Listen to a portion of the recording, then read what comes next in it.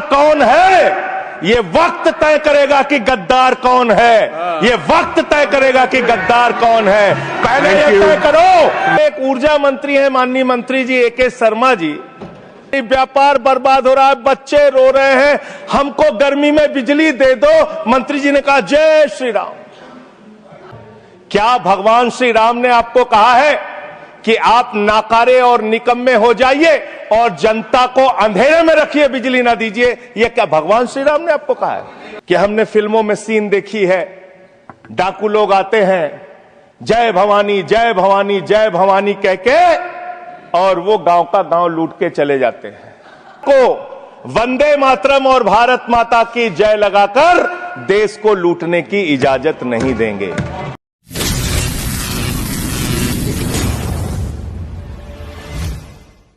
श्री संजय सिंह जी।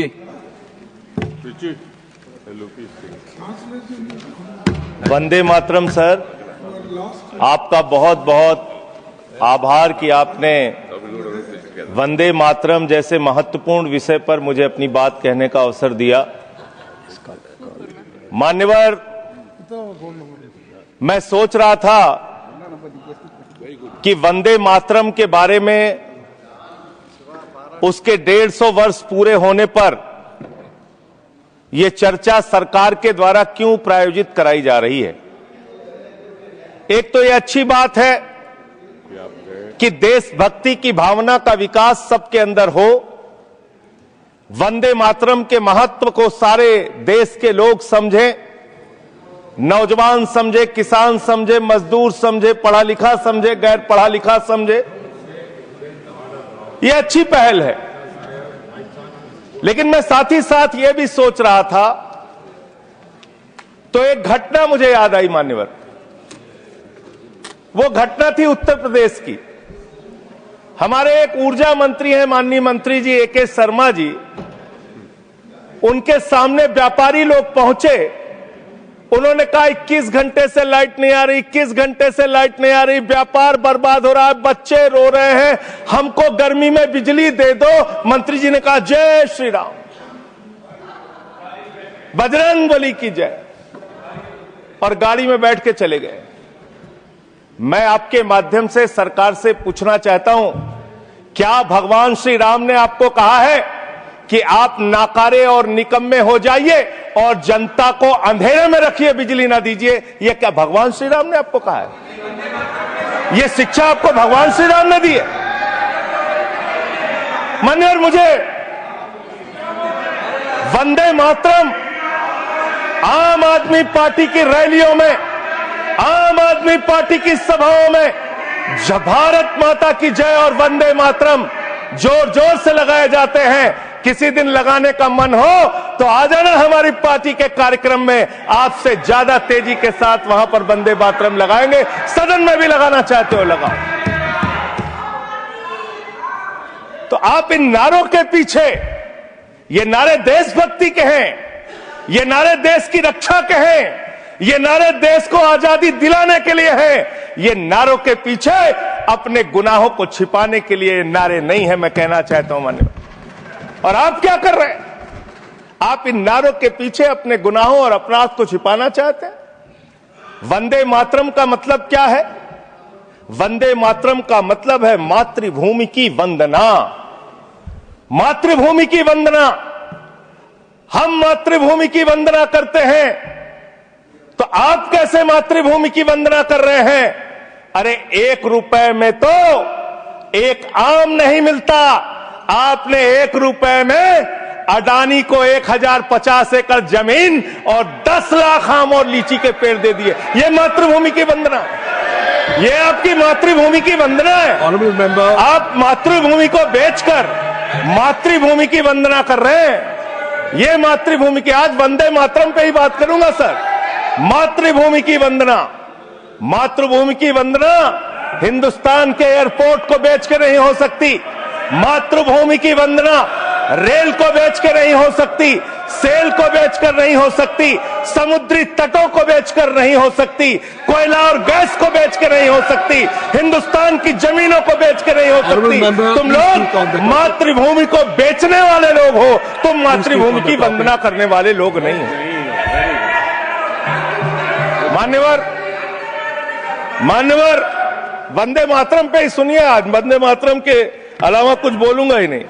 मातृभूमि की वंदना, इस मातृभूमि की वंदना में जब यहां पे लीडर ऑफ द अपोजिशन बोल रहे थे, मान्यवर honourable I am not yielding sir, I am not yielding sir, sir I am not yielding sir, I am not yielding sir. जब लीडर ऑफ अपोजिशन बोल रहे थे, ऑथेंटिकेट इट प्लीज देन, जब leader, sir I am not yielding, sir I am not yielding.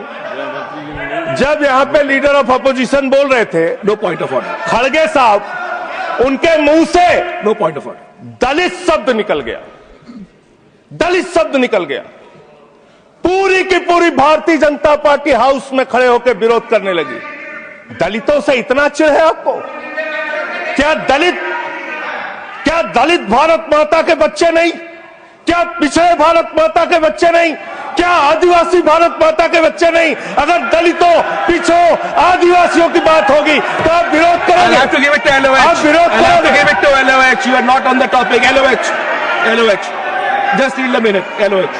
Sir दो बातें हैं, Please. LOH is on its legs. LOH is on its legs. Sir दो बातें हैं। एक तो हम चाहते हैं कि डिबेट, हेल्दी डिबेट हो, तर्कों के साथ हो। अभी इन्होंने आरोप लगा दिया कि दलितों पर बीजेपी वाले एकदम हल्ला करने लगे। ऑन रिकॉर्ड है, मैंने कहा है दलित के विषय में कि ये हमारे पूज्य हैं, हमारे भाई हैं, ये ऑन रिकॉर्ड है। इस तरीके के स्वीपिंग स्टेटमेंट्स न दें और इस हाउस के माध्यम से देश को गुमराह न करें, नंबर 1। नंबर 2, आपने कहा ये बेच दिया, ये बेच दिया, ये बेच दिया। आई से please authenticate on the floor of the house what ever you have charge. देखिए आज सर बहुत अच्छी बात गृह मंत्री जी भी कह के गए और लीडर ऑफ द हाउस भी कह रहे हैं कि जो कुछ भी मैं बोलूं उसको ऑथेंटिकेट करूं। और मैं आपसे अनुरोध कर रहा हूं सर कि अगर मैं ऑथेंटिकेट ना करूं तो मेरे खिलाफ कार्रवाई की जाए। एक एक चीज मैं ऑथेंटिकेट करूंगा। अगर मैं कोई बात कह रहा हूं तो उसको ऑथेंटिकेट करूंगा। दूसरी बात, शहीद खुदीराम बोस की बात हुई सर, कल उस सदन में चर्चा हुई।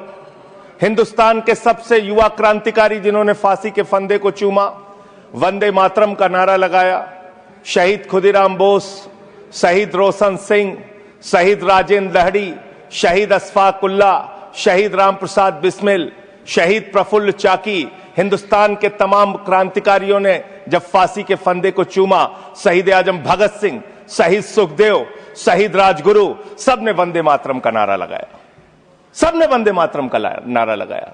और शहीद खुदीराम बोस को अब आप याद कर रहे होंगे, मैं पिछले 31 साल से 3 दिसंबर को शहीद खुदीराम बोस की जयंती का आयोजन करता हूं। मेरी संस्था का नाम शहीद चंद्रशेखर आजाद के नाम पे है।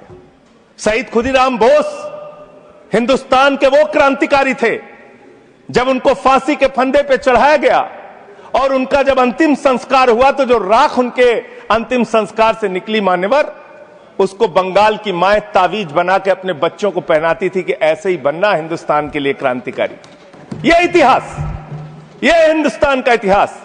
लेकिन मैं आपके माध्यम से इस सरकार से पूछना चाहता हूं, आपके पुरखे इस वक्त क्या कर रहे थे जब शहीद आजम भगत सिंह वंदे मातरम लगा रहे थे, शहीद सुखदेव वंदे मातरम लगा रहे थे, शहीद राजगुरु वंदे मातरम का नारा लगा रहे थे, शहीद खुदीराम बोस वंदे मातरम का नारा लगा रहे थे। उस वक्त आप क्या कर रहे थे? क्या कर रहे थे आप? वंदे मातरम का नारा लगाकर लोग जेल गए, लाठियां पड़ी उनको। मैं आपके माध्यम से इस सरकार से पूछना चाहता हूं, आरएसएस के 4 लोगों का नाम बताओ जो वंदे मातरम नारा लगा के जेल गए, उनका नाम बताओ आप। 4 लोगों का नाम बताओ आप, अपने 4 पुरखों का नाम आप बताओ। आप नहीं बता सकते क्योंकि आजादी के आंदोलन में आपका कोई इतिहास नहीं, आजादी के आंदोलन में आपका कोई इतिहास नहीं, यही आपकी कुंठा है। तो इसलिए कभी आप कहते हो सरदार वल्लभ भाई पटेल आपके हैं। अरे भैया, सरदार वल्लभ भाई पटेल ने आरएसएस के ऊपर बैन लगाया था, यह रिकॉर्डेड हिस्ट्री है। और जब 18 महीने जेल में रखा गया आरएसएस के लोगों को राष्ट्रपिता महात्मा गांधी की हत्या के अपराध में, जब उनको छोड़ा गया, बैन हटाया गया, तो उसमें शर्त लगाई कि आप राष्ट्रीय ध्वज को मानेंगे, यानी कि आप तिरंगे झंडे को भी नहीं मानते थे। आपने 52 साल तक हिंदुस्तान का तिरंगा झंडा आरएसएस के मुख्यालय पे नहीं फहराया सर, नहीं फहराया। और 3 लोगों ने आरएसएस के मुख्यालय पर जब ये झंडा फहराया, उन तीनों के नाम मैं पढ़ रहा हूं, विजय, उन्मत, दिलीप, इन तीनों लोगों के खिलाफ आरएसएस ने एफआईआर दर्ज कराई। किस अपराध में? कि हमारे दफ्तर में तिरंगा क्यों फहरा दिया। और कितने साल तक मुकदमा लड़े? 13 साल तक मुकदमा लड़े। यह है आपकी असलियत। आप तिरंगे का विरोध करते हैं, भारत के राष्ट्रीय ध्वज का विरोध करते हैं। जो लोग तिरंगे और राष्ट्रीय ध्वज का विरोध कर सकते हैं, वो भारत माता के सच्चे सपूत नहीं है, वो नहीं है हमारे निगाह में। और मैं आपको बताता हूं सर, ये है 28 दिसंबर 1949 का ऑर्गेनाइजर पत्र। इसको भी रखूंगा क्योंकि आज गृह मंत्री जी और लीडर ऑफ द हाउस दोनों कह के गए, रिकॉर्ड पे सारी चीजें आनी चाहिए, इसको रिकॉर्ड पे रखना चाहिए। इतिहास देश को पता चलना चाहिए, किन लोगों ने देश के साथ गद्दारी की, किन लोगों ने तिरंगे का विरोध किया, किन लोगों ने राष्ट्रगान का विरोध किया। आपको ये पढ़ के सुनाना चाहता हूं, ये ऑर्गेनाइजर है, क्या लिख रहा है। What is the moral sanction behind government's choice of Jan Gana Man, except that it can be made an item of entertainment? आप राष्ट्रगान का विरोध कर रहे हैं, आप भारत के राष्ट्रगान का विरोध कर रहे हैं। आपके मुख्य पत्र में भारत के राष्ट्रगान का विरोध लिखा गया है। इसके लिए भारत के प्रधानमंत्री को और पूरी की पूरी भारतीय जनता पार्टी को, जो अपने आप को आरएसएस को अपना आदर्श मानती है, पूरे देश से माफी मांगनी चाहिए। यह रिकॉर्ड पे लाऊंगा सर, इसको रख लीजिएगा, ये रिकॉर्ड पे रखा जाए। मान्यवर, फिर से बोल दे रहा हूं, 28 दिसंबर 1949 ऑर्गेनाइजर अखबार, जो आरएसएस का मुख्य पत्र है। और इस आरएसएस के मुख्य पत्र में फिर से लिख दे रहा हूं, फिर से पढ़ दे रहा हूं क्या लिखा हुआ है। What is the moral sanction behind government's choice of Jan Gana Man? Unnecessarily it will get provoked. It can be made an item of entertainment. Please continue. ये लिखा हुआ है। Sanjay ji unnecessarily provoke. Continue. अच्छा सर,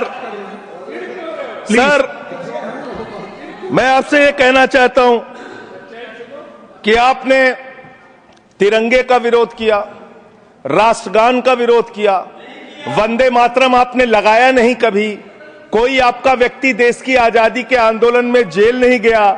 कभी आपने कोई देश के लिए, हमारे यहां अवधि में कहावत है, नाखून कटाए के शहीद ना बना भैया।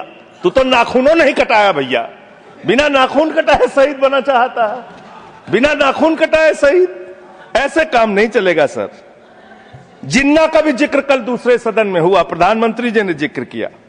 जिन्ना के साथ आपके कितने गहरे और मधुर संबंध थे, क्या इस देश के लोगों को पता है? नहीं पता, मैं बताता हूं। श्यामा प्रसाद मुखर्जी जी फजलुल हक की गवर्नमेंट में फाइनेंस मिनिस्टर थे, और फाइनेंस मिनिस्टर रहते हुए उन्होंने अंग्रेज गवर्नर को चिट्ठी लिखी थी।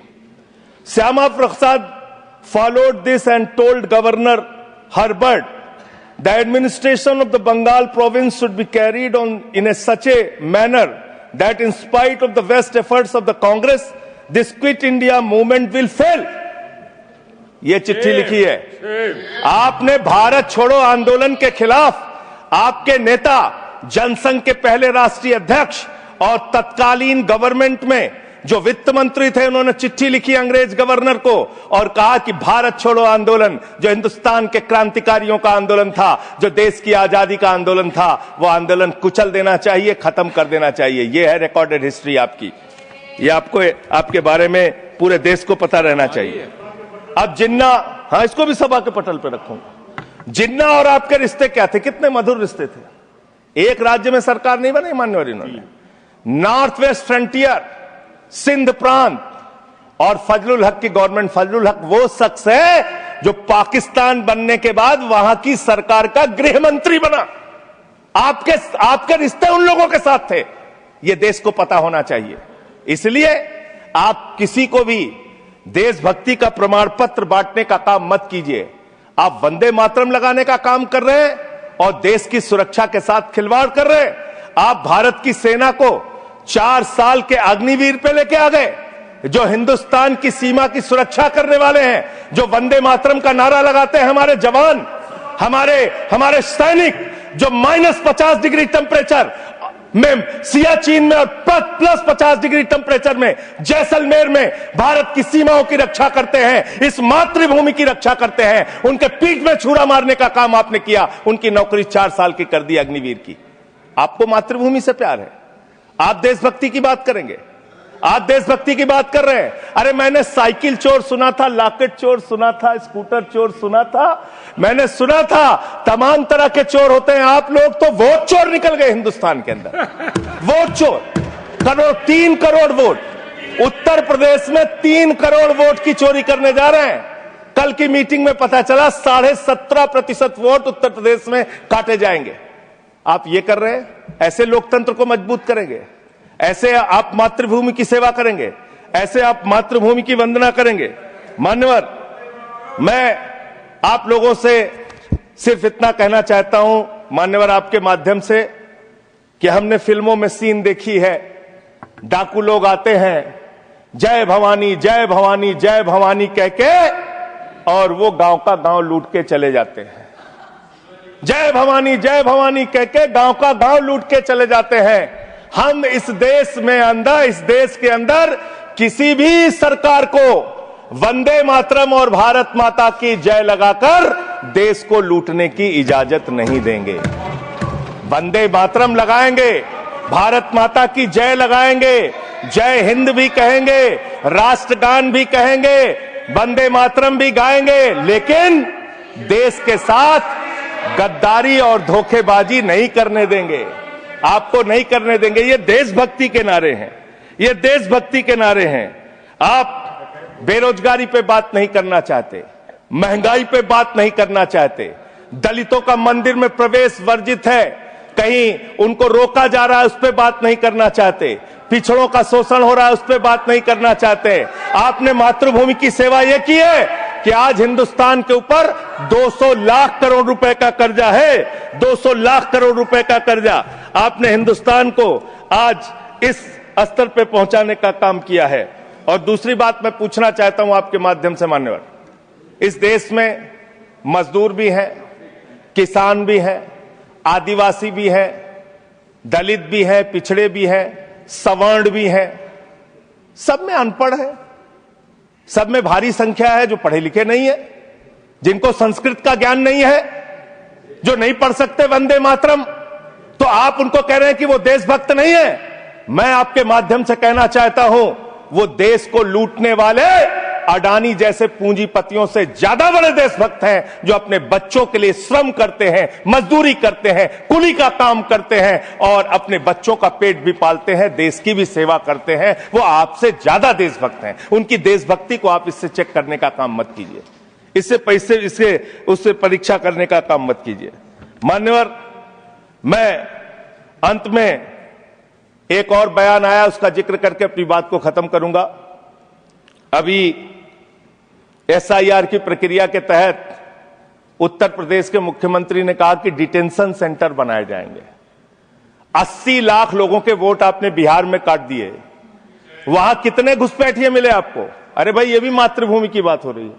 आप लोग चाहते हैं बांग्लादेशी यहां पे आ जाएं, मातृभूमि की सुरक्षा को खतरा हो जाए? आपको तो चिंता वही है ना, वही तो बात कर रहा हूं। कितने बांग्लादेशी घुसपैठिया मिले? कितने बांग्लादेशी घुसपैठिया मिले? कितने बांग्लादेशी घुसपैठिया मिले? मात्र 315, जिसमें नेपाल के बाकी लोग सिर्फ 78 मुसलमान मिले। वहां 80 लाख लोगों के आपने वोट काट दिए। अब आप कह रहे हैं उनको डिटेंशन सेंटर में रखेंगे, उनको डिटेंशन सेंटर में आप रखेंगे जो हिंदू हैं, जिनके जो पूर्व IAS हैं। आप इस देश का सिर्फ माहौल बिगाड़ना चाहते हैं, आप इस देश को सिर्फ नकली नारों के पीछे सिर्फ आप अपने आप को छिपाना चाहते हैं। वंदे मातरम देशभक्ति का नारा है, भारत माता की जय देशभक्ति का। हां, दिल्ली में तो काटोगे ही आप, ठीक ही कह रहे हो, पहले से ही नियत बता दिया। दिल्ली की हालत तो कर दी आपने। अरे इसमें क्या लिखा हुआ है, इसमें क्या लिखा हुआ है? सुजलाम सुफलाम, सुजलाम सुफलाम, शुद्ध जल शुद्ध फल और मधुर वाणी। मधुर वाणी, मधुर वाणी कौन बोल रहा है? देश के प्रधानमंत्री मधुर वाणी बोल रहे हैं। मुजरा जैसे शब्दों, अरे भाई इसी वंदे मातरम की सेकंड्स रह गए सर, वंदे मातरम की तो बात कर रहा हूं। हमारे पास और टाइम है सर, टाइम है सर। सर मधुर वाणी, मधुर वाणी, मधुर वाणी। सर जहरीली हवा और जहरीला पानी दिल्ली में दे रहे हैं, हमारे पूर्वांचल के भाइयों के ऊपर बुलडोजर चला रहे हैं। सर मेरे टाइम में से काट लीजिएगा, पार्टी टाइम में से काट लीजिएगा, प्लीज पार्टी टाइम में से काट लीजिएगा। सर हमारी पार्टी का टाइम 24 मिनट है। प्लीज वन सेकेंड दिल्ली को, संजय जी, दिल्ली को आप one second honourable members, one second, शांत हो जाओ। माननीय संजय जी, कंक्लूड करिए, आपका समय खत्म हो रहा है। सर 24 मिनट मेरा टाइम है, प्लीज। मैं अपने माननीय Neeraj ji, please he is concluding, please conclude. 10 second sir, please conclude, आपका समय समाप्त हो गया। सर मेरी पार्टी का समय 24 मिनट है, ठीक है, मेरी पार्टी का समय 24 मिनट है। और कोई स्पीकर नहीं है आपके? स्पीकर एक और है, उनमें से आप काट लीजिएगा समय, मैं कह रहा हूं ना। हाँ, ये हमारा अधिकार है, पार्टी का अधिकार है। तो मान्यवर, 10 महीने में आपने दिल्ली की वो हालत कर दी, जहरीली हवा यहां पर आने लगी। दिल्ली को आपने दुनिया का सबसे प्रदूषित शहर बना दिया। बच्चों शांत हो जाओ, बच्चों शांत, बच्चों हल्ला मत करो, शांत हो जाओ। अरे मैं एक मुख्यमंत्री इन्होंने बनाया है, कंक्लूड करिए सर। एक मुख्यमंत्री बनाया इन्होंने, प्लीज, खत्म कर रहा हूं। प्लीज, एक मुख्यमंत्री बनाया है जिसको ये नहीं मालूम कि AQI होता क्या है। कंक्लूड करिए। वो टेम्परेचर बता रही है, ये हालत है। तो इसलिए मैं अंत में इन्हीं लाइनों के साथ कि पहले ये तय करो